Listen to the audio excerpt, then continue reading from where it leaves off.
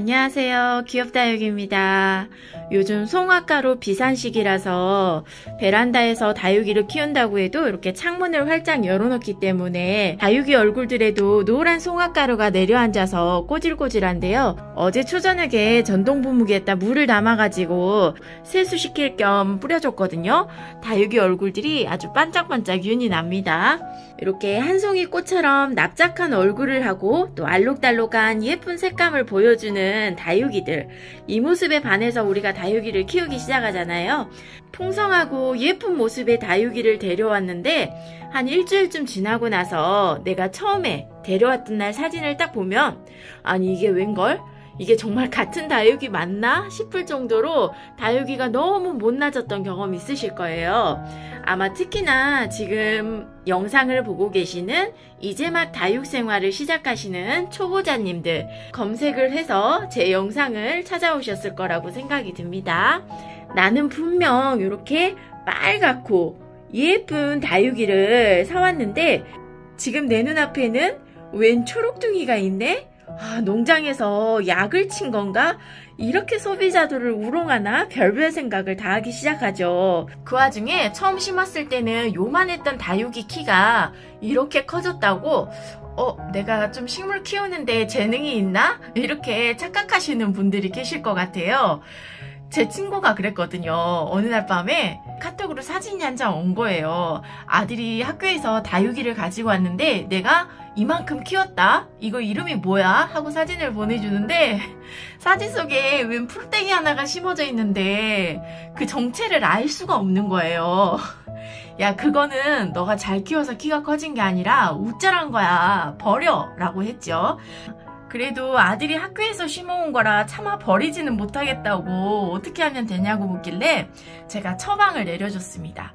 여기 자르고 여기 자르고 해서 가까운 화원에 가서 다육이 흙 사다가 다시 심어라. 이렇게 한번 웃자라버린 다육이들은 예쁘게 되돌리기가 쉽지 않거든요.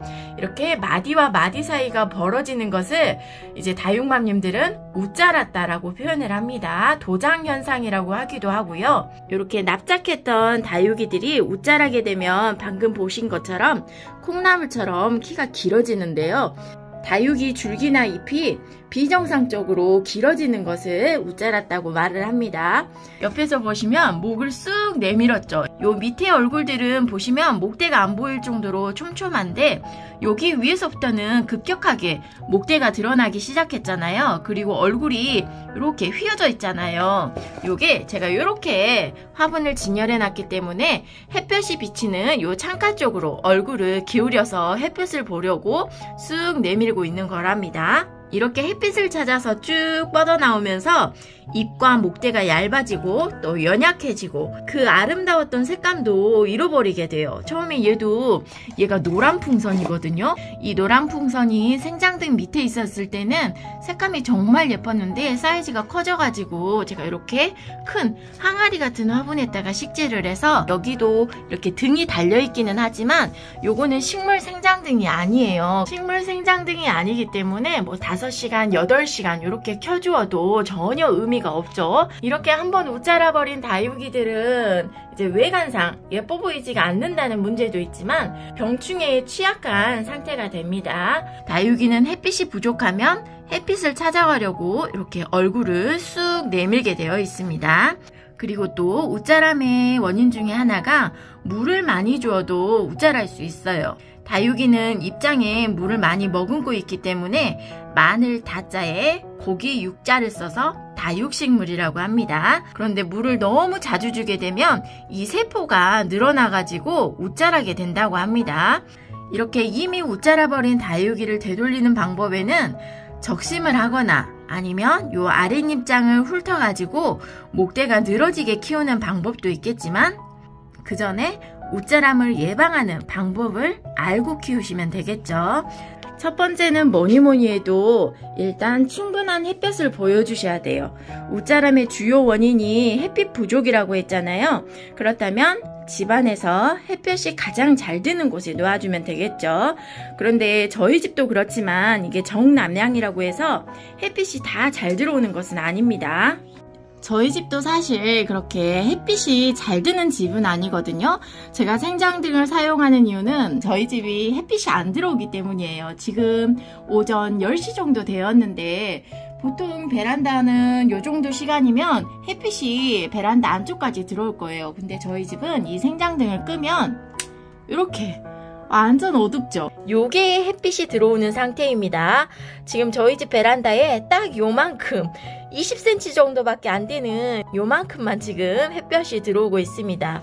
그러니 제가 식물 생장등 없이는 다육이를 키울 수가 없습니다. 자, 다시 점등을 해주고요.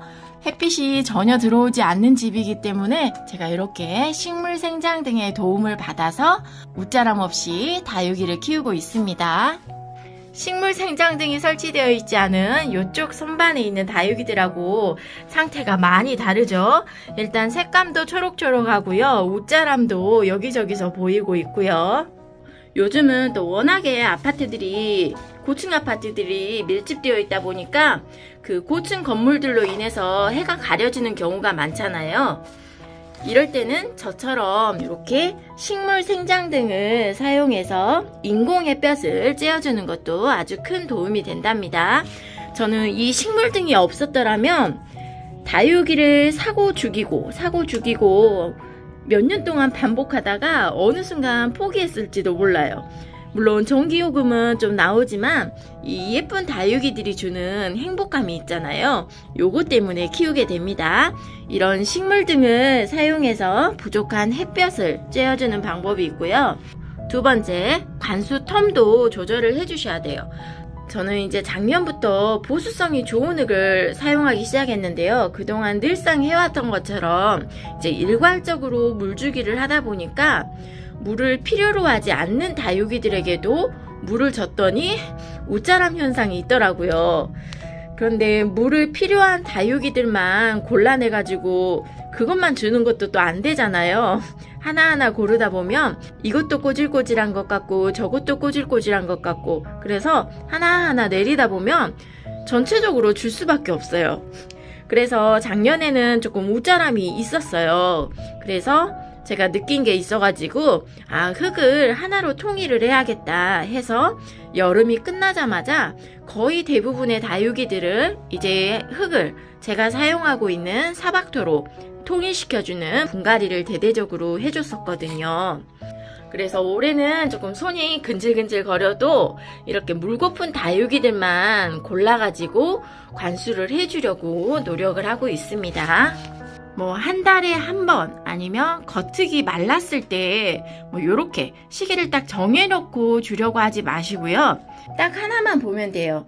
다육이를 이렇게 살짝 만져보세요. 만져봤을 때 정말 돌처럼 단단하다 싶으면 안 줘도 돼요. 근데 이렇게 만졌을 때 말랑말랑한 애들이 있어요. 요런 애들은 물을 줘야 됩니다. 물은 저면관수로 주는 게 가장 효과적인데요.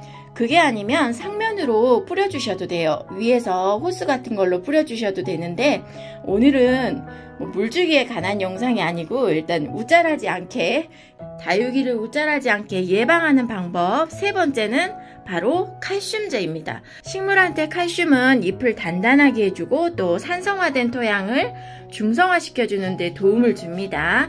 다육이들이 웃자라지 않게 도움을 주는데요. 특히나 이제 가을철에는 색감 발현이 두드러지게 빨리 나타난다고도 합니다. 장마철에 쉽게 생길 수 있는 무름병, 우리가 흔히 여름에 고온다습한 여름철에 무름병으로 보내는 경우가 많은데요.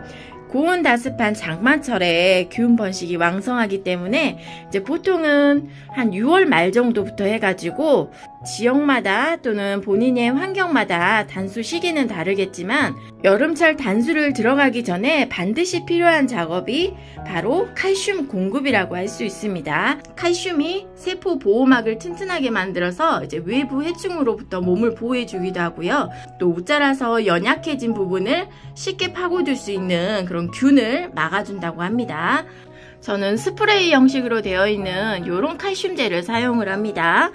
요거는 뭐 물에다 희석하는 제품이 아니라서 그냥 이렇게 얼굴에 뿌려주시면 돼요.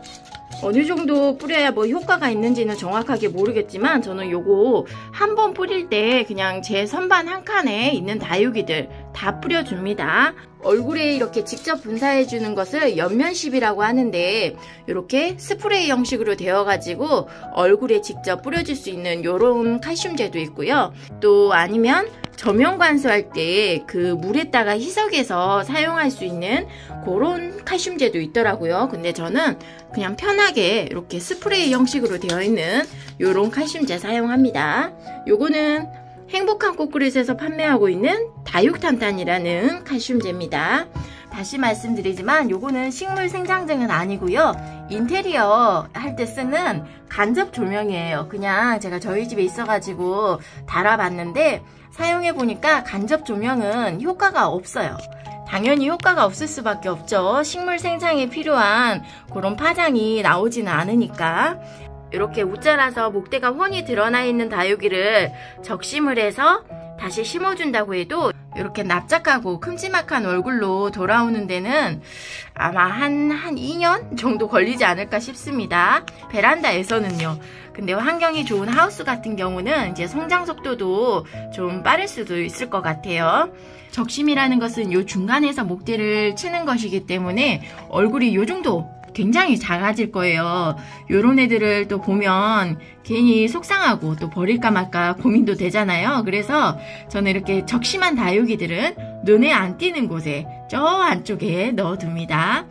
웃자람의 근본적인 원인부터 해결을 해줘야지 그렇지 않으면 이 악순환은 계속돼요. 이렇게 예쁜 다육이를 샀다가 또 못나져서 버리고 사고 버리고 할 돈이면 저는 그냥 차라리 요런 식물등, 제대로 된 식물등 하나 구입해서 설치하시라고 말씀드리고 싶습니다. 요런 식물 생장등은 뭐 3만원대 정도면 하나 구매할 수 있거든요. 근데 하나 가지고는 안 돼요. 선반 한 칸당 한 2개 정도는 달아주셔야지 효과가 있고요. 식물 생장등을 구입하는 비용도 있지만 또 매달 나가는 전기요금도 있잖아요. 그런 것도 생각을 하시면 어떻게 보면 키핑장이 나을 수도 있어요. 키핑장은 한 다이에 뭐 월 5만원에서 7만원 그 정도 하면 다이를 임대할 수 있잖아요. 차라리 그게 더 나을 수도 있을 것 같아요. 식물 생장등을 구입하는 것도 그렇지만 이제 설치하고 또 다달이 나가는 전기요금, 또 매일 아침에 켜주고 매일 저녁에 꺼줘야 하니까 그게 안 되시는 분들은 그냥 키핑장이 나으실 수도 있습니다. 다만 키핑장은 내가 보고 싶을 때 오밤중에 언제든지 문 열고 들어와서 볼 수 있는 베란다가 아니기 때문에 조금 불편한 거는 있는 것 같아요. 차를 타고 나가야 되고 또 키핑장도 저녁이 되면 문을 닫더라고요. 그래서 낮 시간에만 가서 볼 수 있다는 게 저는 그게 조금 저랑은 맞지 않아서 저는 그냥 이렇게 좁은 베란다에서 식물 생장등에 의지해서 다육생활을 하고 있습니다. 모든 식물들에게는 햇빛이 생명이지 않을까 싶어요. 아무리 좋은 영양제를 줘도 아무리 좋은 흙을 써도 일단 햇빛이 잘 드는 공간에서 키워야 되는 거잖아요. 동물들은 말을 할 수는 없지만 뭐 눈빛이나 행동으로 원하는 것이 있으면 표현을 하잖아요. 이 식물들도 표현을 합니다. 물이 고플 때는 쪼글쪼글한 입장으로, 또 햇빛이 부족할 때는 웃자람 현상으로 매일매일 사랑과 관심을 가지고 들여다보면 내 다육이가 원하는 것이 무엇인지 보입니다. 오늘부터 햇볕이 가장 잘 드는 창가 쪽으로 다육이를 옮겨보세요. 이미 웃자라 버린 다육이들은 다시 예뻐지기까지 좀 시간이 걸리겠지만 이제 지금부터라도 새로 들이는 신입 다육이들은 웃자람 없이 예쁘게 키우실 수 있을 겁니다. 자, 다시 한번 정리를 해드리면 다육이를 웃자람 없이 키울 수 있는 방법, 첫 번째는 햇빛이 잘 드는 공간이어야 됩니다. 그게 안 되면 저처럼 이렇게 식물 생장 등의 도움을 받으시면 되고요.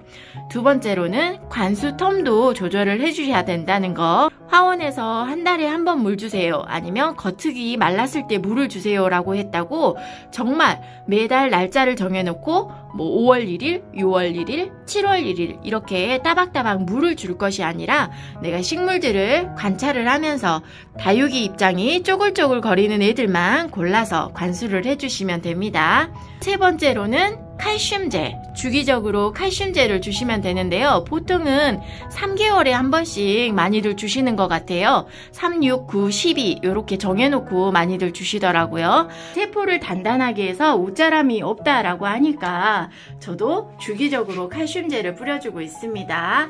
오늘은 다육이들이 옷자라는 원인과 옷자라지 않게 예방하는 방법에 대해서 알려드렸습니다. 이미 다육생활을 2년, 3년 이상 하신 고수님들은 잘 알고 계시는 내용이시겠지만 이제 막 다육생활을 시작하신 초보 다육마님들께 조금이나마 도움이 되셨기를 바랍니다. 그럼 저는 오늘 영상은 여기까지. 다음 시간에 또 좋은 영상으로 찾아올게요. 시청해주셔서 감사합니다. 안녕.